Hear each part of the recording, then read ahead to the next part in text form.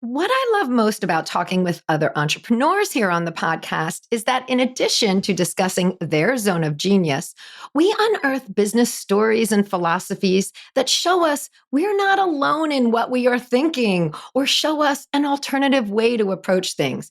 These conversations get us thinking about our own journey and can spark ideas for us. Such is the case with today's guest, Brenda Cadman. Brenda is a verified global Canva expert and owner of Bonaccord Creative. As an entrepreneur for more than 20 years, she understands the importance of consistency in building a brand. And as a Canva expert, Brenda has taught thousands of small business owners how to use Canva more effectively and more efficiently. In particular, she loves to help business owners tame their hot mess Canva accounts that we all know we have by creating an organizational system that ensures they can spend less time in Canva and more time doing what they love. Yes, Brenda's got everything we need for our Canva processes. And she's really smart about the approach to her business. And in the start of our conversation, I point out a few things that Brenda does in her marketing that we should all be doing. Our conversation also dives into why Brenda chose to close her Canva membership and what she is doing instead to serve her customers. So many course and membership creators wrestle with these thoughts, and Brenda openly shares her experience with us. And we even touch on the baking metaphor Brenda uses in her business. When does clever cross the line into confusing? But Brenda's got just the right touch here too. So today we are talking the Canva recipe and more with Brenda Cadman.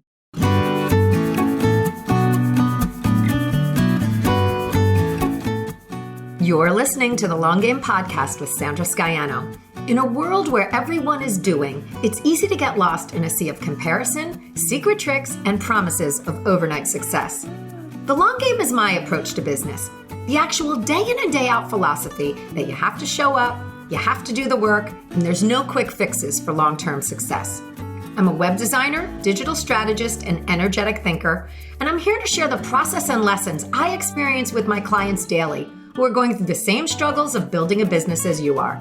We'll hear from successful entrepreneurs sharing their long game strategies, and I'm fun, so we're going to have a little fun along the way too. Thanks for being here. Let's get to today's episode.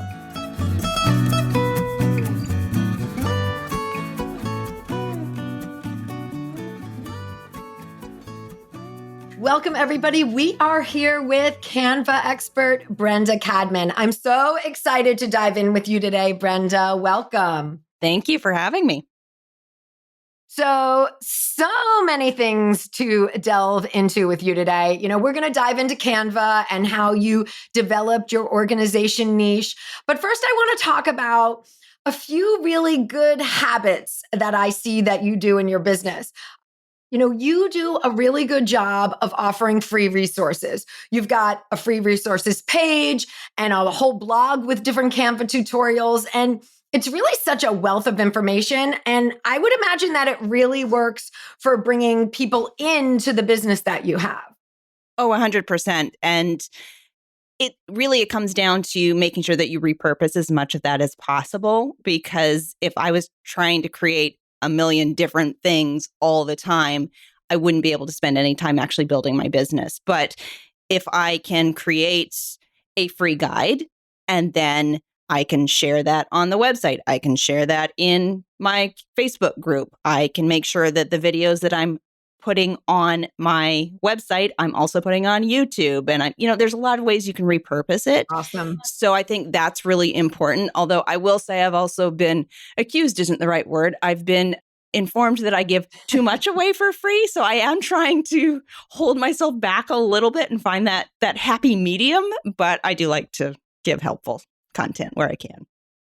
It's a delicate balance, but you do it so right. I feel like just perusing your site and seeing what you offer, it's well positioned. So I really wanted to point that out. You've done it really well. And, another piece that I love is how you have integrated your Canva affiliate link into your free resources. Yes. I think it's really smart to offer the 45-day free trial as a standalone piece, as well as integrate it into your PDFs as a text link, all of that, but super smart because that's just another resource, another stream of income for us as entrepreneurs, right?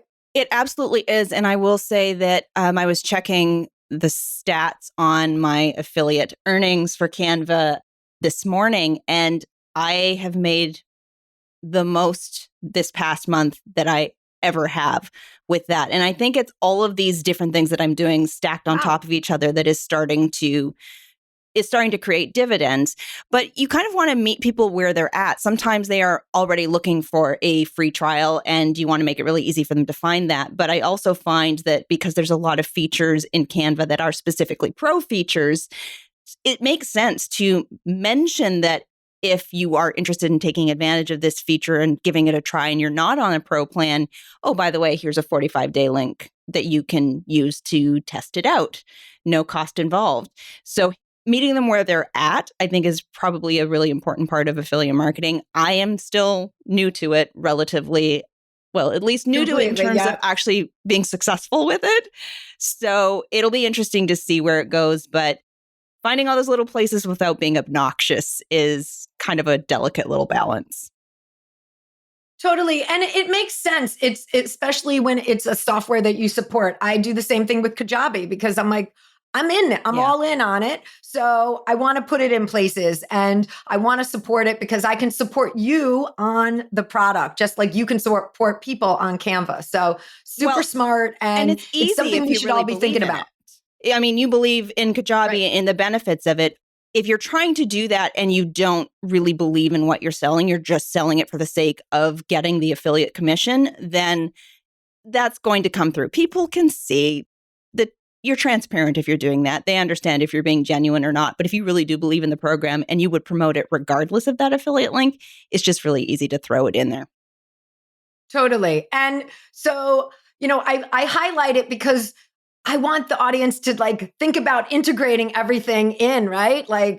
All of these different places. And you do a really good job about that. So, we'll have links in the show notes to Brenda's website. Everybody can go check out her blog page with tutorials. And we'll be talking about that and her free resources, but you can see how she's doing it. All right. So one of the things that you and I have discussed previously, I find it really interesting when we're talking about free resources and tutorials that you have recently closed your How to Use Canva membership.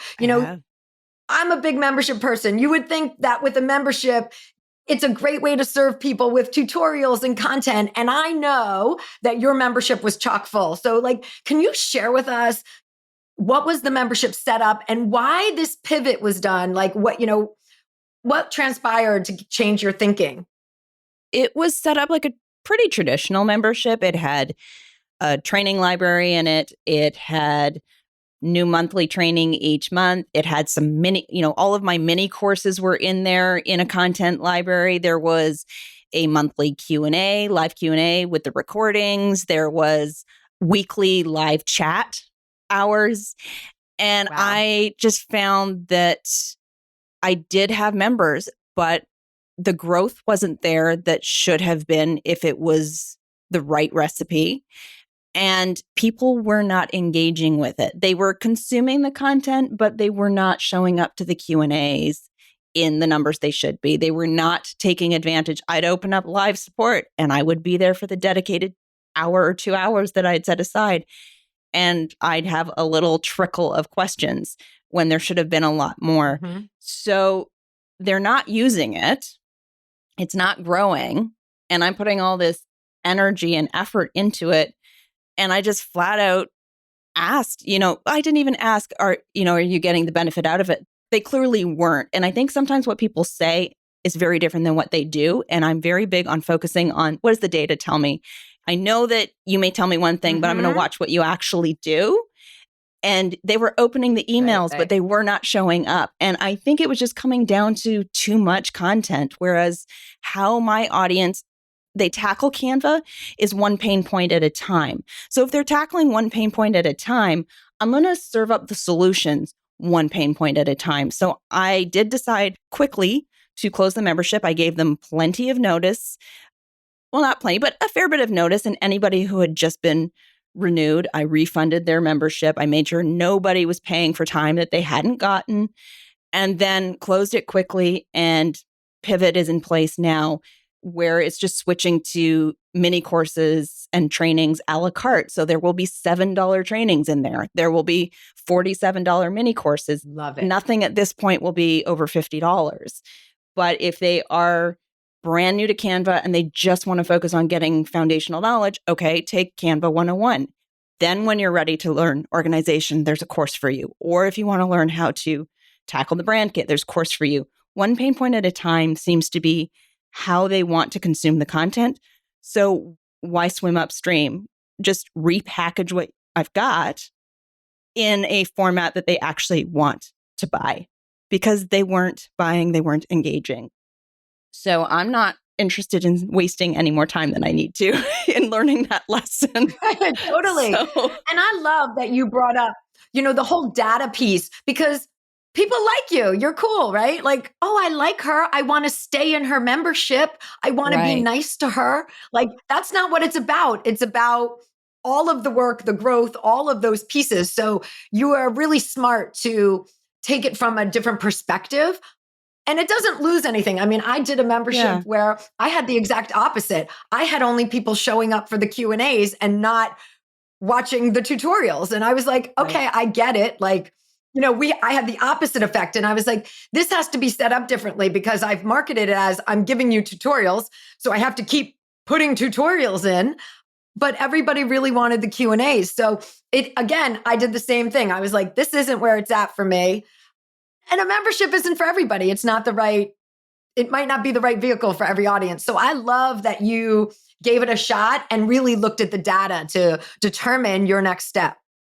I mean, sometimes it's not anything wrong with the product. Sometimes it's just the packaging. Yeah. So I'm just repackaging. I'm not creating I am creating something new because I'm taking the opportunity to actually overhaul it, because Canva likes to change things on a daily basis, it seems. And it does need to be kept up to date. Yeah. The bane of it is a losing battle to try to keep it to date. But yeah, I think and the reality is there was almost no attrition. Everybody who signed up stayed, but they weren't getting the benefit. And I knew it was just the writing was on the wall that if they needed to cut something, if they weren't getting value, that retention would not stay the way it had been. Yeah. And I think it's also like we can try things and see what works best for our audience. And like the only way you figure that out is by doing that step and taking that initiative. And I think it's really on point for you to say like, hey, when they're ready for this, because ultimately they could spend almost the same amount of money. Let's say your membership was $30 a month. If they buy a $47 and then a $7 and then another $47, like you can start to trickle into some of the same monetary spends in terms of that. And even just build a different customer relationship. So, it's figuring out what works. Well, and it often was, I don't think it was a price point issue at all, because it was $30 a month. But there's also a mindset thing about, I don't want another subscription. I don't want one more thing that's going to recur, even if it wasn't particularly expensive. I think it makes sense for some businesses. For me, I was hearing messaging from people saying, I plan to join. I can't. I have so many subscriptions right now, and I just need to rein that in a little bit.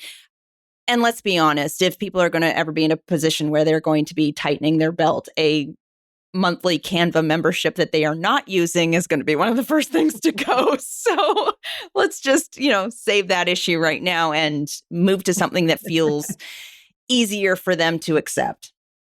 Totally.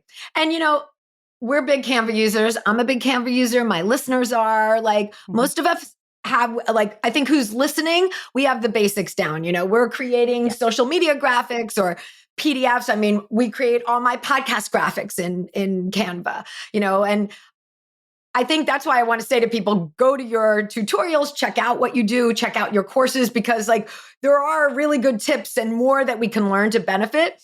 And I know, like me, everyone has a ton of projects in there, and the need for organization, that is 100% there. So, and one of your specialties is Canva organization. So I want to dive into this now and really talk about that, like how that came about.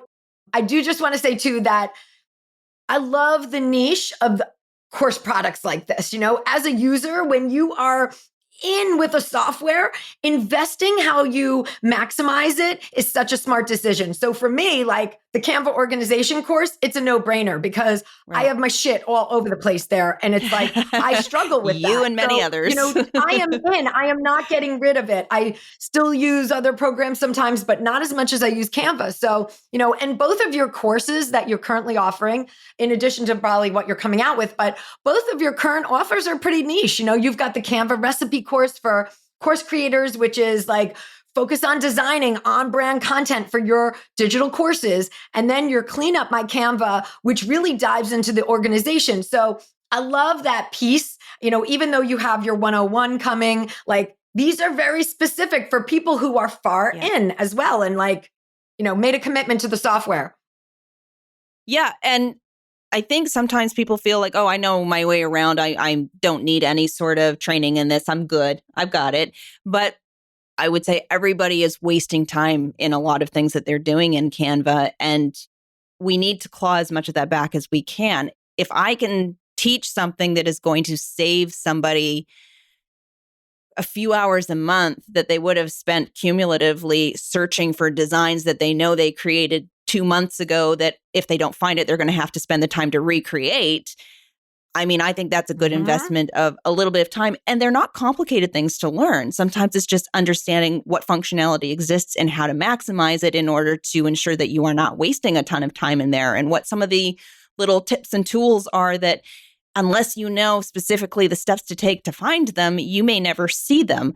I routinely will do trainings or Q&As, and there's always somebody in there that feels that they are very intermediate to advanced and that they aren't going to learn anything new. And it's very uncommon to not hear afterwards that they didn't pick up at least one new tip. So I think the fact is Canva is constantly changing and improving and modifying, sometimes modifying not for the better, in my own humble opinion. If anybody has seen where they opinions on these things, I'm not these updates, not thrilled that they moved the downloads underneath the share button, but I've said my piece on that. Totally. But they are changing it constantly, so there's always something new to learn, and it is impossible for me to keep up on it. And this is what I do. So I certainly don't expect the typical business owner to know everything that is new and coming out and being refined. Well, also, you as an expert have learned and explored all these capabilities. So sometimes for myself, I'm like, I don't even know to ask that question because I'm not sure that it's even a possibility, right? So I am down for it. So yeah, I'm in for the Clean Up My Canva. 100%. So let's talk about that. Like the necessity, how'd you get into that? And that is a really specific, it really is a niche area. It's but very for me, niche. it's so needed, when you've got that mess and you have to sort through it and you're looking. So give us the lowdown. I mean, I've always been somebody who needs order around them, who likes to have labeled baskets and containers for things. I honestly, one of my only memories of kindergarten is the other kids wanting to play with the train set or, the blocks or the dress up area. I was stationed over at this dresser that had all these little drawers in it, and one had buttons, one had bread tags, one had, I don't know, sequins, all kinds of little things. And my favorite thing to do was to organize them into categories and see if my teacher could guess what categories I had organized them in. Now, I don't know what that says about me, but it just indicates that the organization bug was there from a very early age. But it's just the way my brain works. From a young age. Yeah, totally. It's just how my brain works. And it took me a very, very long time to understand that most people don't have brains that work that way, and they don't see information and automatically start categorizing it, even though they know that they would benefit from having some sort of organizational system. So one of my early businesses was as a professional organizer, and I specialized in creating filing cabinets and taming paper piles, basically, for business owners and for professionals. This is really, this is full circle after I've been an entrepreneur for over 22 years. And this was a business I did back in 2004, I think. I think it was 2004, maybe early 2005. It's the same thing. It's the same approach. It's the same principles. It's just electronic information on a particular platform. But the same approach applies that if you want to go looking for something, everything has to have a home. Everything needs to be organized in a way that works for how your brain searches for information. The category system that works for me isn't going to work for somebody else because they look for information in a different way. So it's really just a simple process of going through and cleaning things out, evaluating the inventory of what's left and creating categories and doing the work of organizing it. But sometimes people need to be walked through those steps. Totally. And even just, I think a lot of us, even though you talk about like what works for me might not work for everybody, but like it can work. Like I am open to show me the process, map that stuff out, and I am in it. Like I can keep the system, but it's also I don't want to have to create the system. That's the laborious part. Like I've created my own, shuck and jive system in there right now, which I think is pretty much, but like I could use the tune up of, take me through your 5 steps so that it's working like a well-oiled machine, right? Instead of halfway there. And really the first step is, let's go through them then. I mean, the first step is clearing the deck any more than you would, if you came in to your physical office and you had tons of piles of paper. The first thing you're going to do is, you're not organizing everything in there. There's garbage in there as well. Things that you just stuck on there because you thought you might need them, or you just didn't take the time to trash them from the beginning. So going through and kind of doing a purge, an initial purge of, okay, I don't need that. Trash it. Create an archive folder for reference if there are things that you just think you might need reference to in the future, or you just don't know. We all have those things but I might need it later. And if I'm not here to say you have to throw anything out. So if there's something that you feel like you might need at a future time, dump it into that archive folder. If you haven't referred to it a year from now, I would challenge you that perhaps you don't need it unless it's for just nostalgia purposes. So going through and doing that, keep trash archive kind of run through. And then taking a look at what's left and making sure that because it is a digital platform, you can search for things. You want to make sure that you've named everything in a way that you actually know what it is. Because if you have to open it up every single time to determine if that is the specific version of the presentation that you are looking for, you're going to, again, waste a lot of time. I did that yesterday.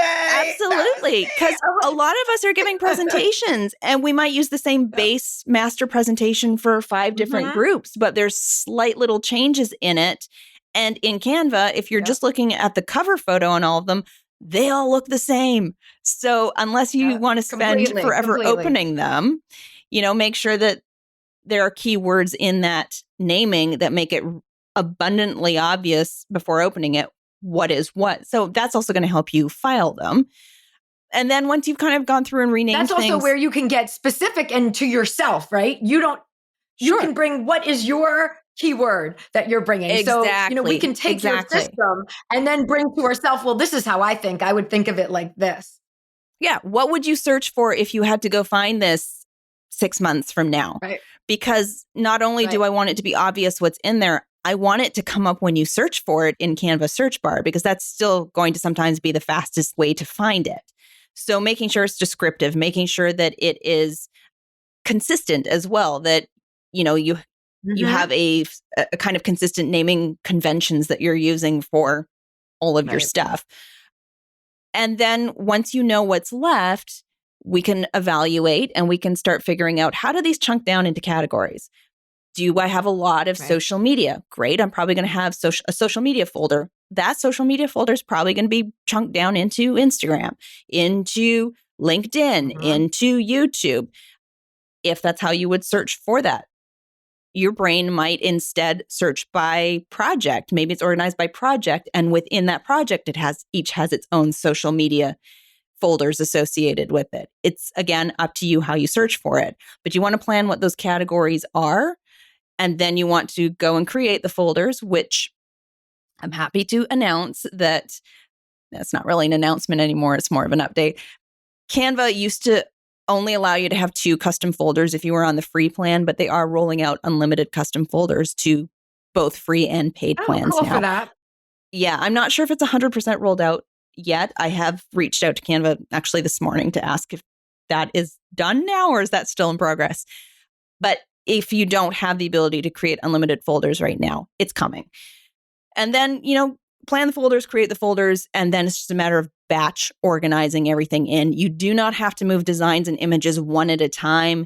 If you hover over them and check them off, you can check off multiple ones. And then there's this little folder icon that appears at the bottom. Oh, sorry, I'm banging my microphone. I'm so excited. There's this little folder icon that appears on the screen in the bottom middle of the screen that when you click on that, you can batch move items in one go. And it's really hard to see, but it is there. And that's a major time saver for people who think they can only do one at a time. That is gold. That is gold because that is me. Like I even scroll through and I'm like, okay, I try and do that stuff. And even to batch delete or any of that, like when you're getting rid of things and organizing, like that piece is such a time saver. And that's the knowledge that you bring, right? Like, I am going to tell you how to do this. I love those little, like, to me, that's worth the $47 to have all of the steps and the boop, let me tell you exactly how to do it. Well, and also things like, don't just do this for your designs, do it for your images as well. Don't leave it all in the uploads folder. Please create an image filing system. Totally. So that's one of the things I go through in the course is here are different ways you could break down your images potentially to create a photo folder system so that you can find the images quickly rather than that uploads folder can become incredibly overwhelming very quickly. Yeah, 100%. And this works for course creators and service providers, because if you're a course creator, you might have certain imagery that you work with on one course and you can put all of that together and it's not cluttering up your uploads. And same thing, I mean, for me working with multiple clients, I'm always creating things for different clients. So, to get it out of there, or if I have to go back and create something later on, I'm like, oh, it's in a folder somewhere. So I think I'm halfway there, but I'm still like, I like to polish it up for sure, the organization. Well, it's an ongoing process too. I mean, you don't just do it once. If you feel like you're fighting your system going forward, you don't have the right system. So if it just isn't working, you can always change it. But ultimately, as long as you have a home for everything and it feels easy to put things away, then that system's good to move forward with.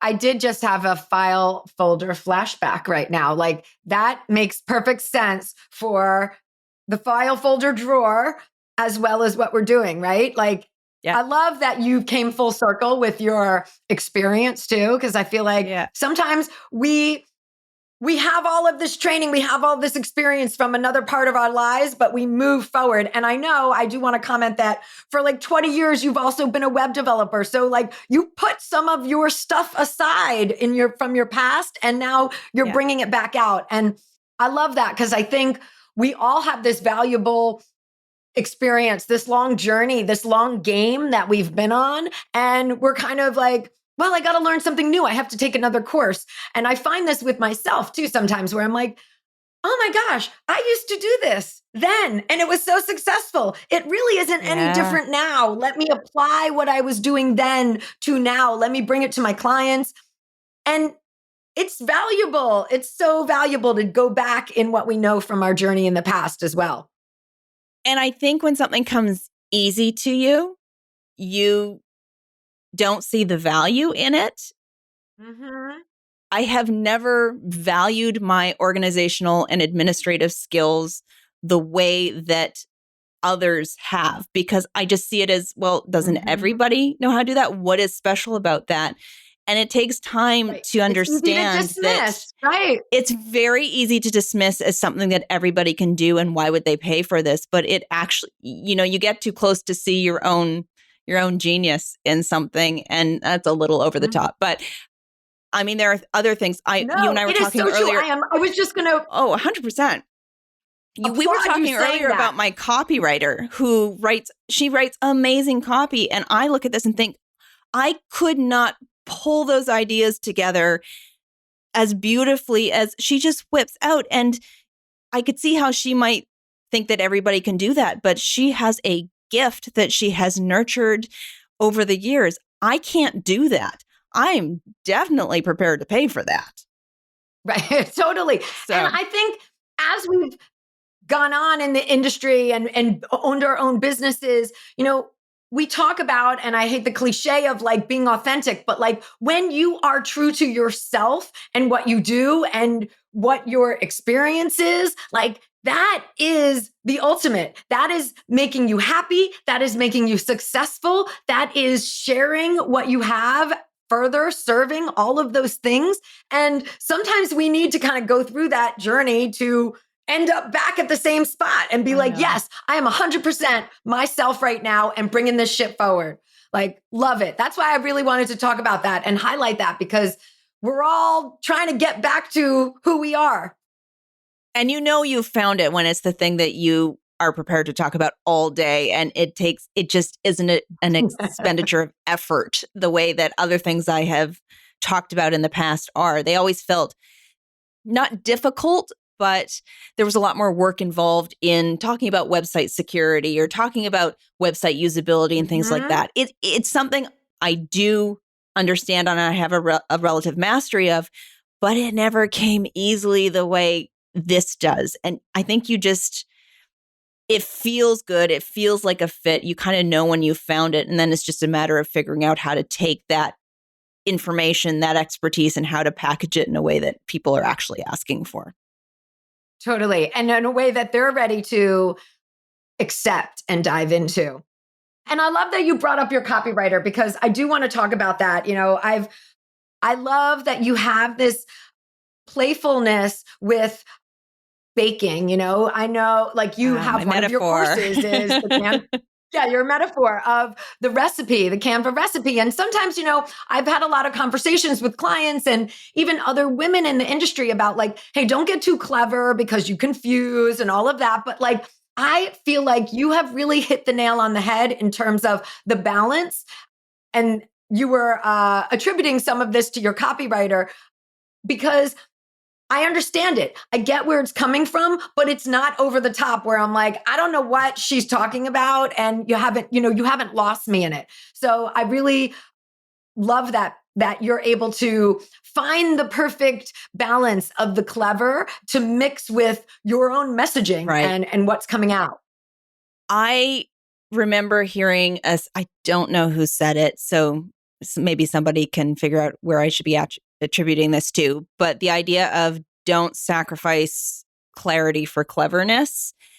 You're not going to see my website menu names listed in baking terminology just because it's cute. I want to make sure that when somebody gets to my website, they can quickly find what they're looking for. Everything is really easy to understand. If I have to explain what it is, then there isn't the clarity there and I shouldn't be doing it. But I think it also can be fun to, infuse a little personality and a little bit of what makes me into the naming, if it makes sense. If you have to force it, then, reevaluate whether it's the right fit. And I didn't want to be too over the top with it, but I do feel that the baking analogy really is a good fit for how to meld something that is measured, but also creative and has best practices. But, I think it just really comes together. And it also sets me apart from everything else. At some point, I will be overhauling my own branding so I can pull that brand personality into it. But right now, I just wanted to have something that would set me apart from the standard styled stock look and feel that is out there. And I have a lot of that in my branding as well right now. But I think it helps the copy flow, definitely, if you have something like that to hook it on top of. Totally, because that's keeping you from going all the way over to like the photo shoot of you in a bakery behind the counter. And it's like, wait, are you a baker or that's are not you coming. Yeah. So you didn't push it all the way. You peppered it, you seasoned it actually. And I want to also address that whole self-expression piece because it is about creativity. I mean, it's a giant step into who you are and your own self-expression, bringing that in, right? It's also, your hobby, baking. It's what you do. Yeah. Baking's my jam, you say on your about page, and like how you enjoy those parts of the process and how that relates to the work that you do as well. You see a similarity between your hobby and the work that you do. So I love that creative There's a expression parallel thing. there. Yeah. Yeah. 100%. Yeah.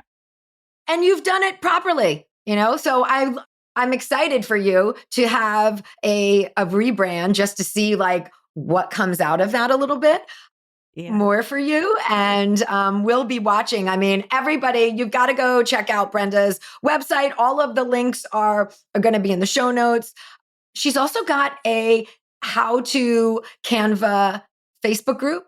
So, How to you can use check Canva, that out yeah. on how to use Canva. Under her freebies tab, you can join. Once you go to that freebies page, you'll be able to go in there. There's a ton of good information. She's keeping us all updated. So there'll be lots of ways to connect there and check out her freebies, of course. I'm definitely in for clean up my Canva course, though, 100%, because Excellent. I want to take that to the next level.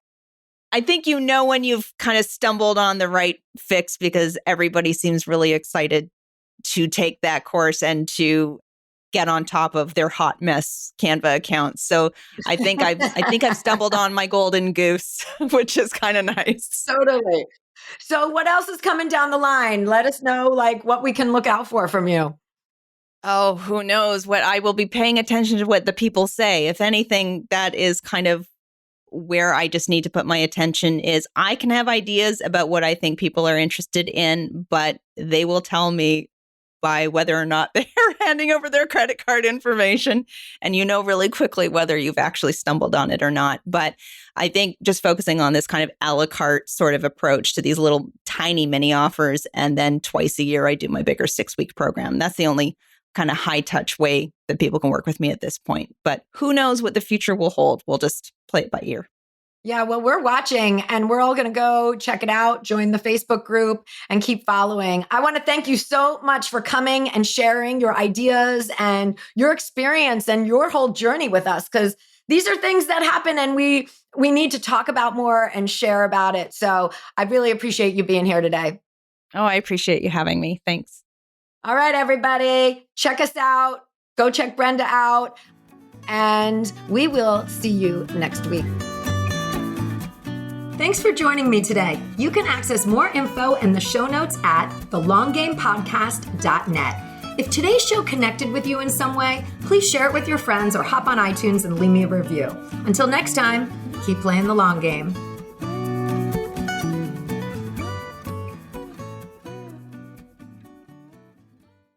This podcast is part of the Sound Advice FM network. Sound Advice FM, women's voices amplified.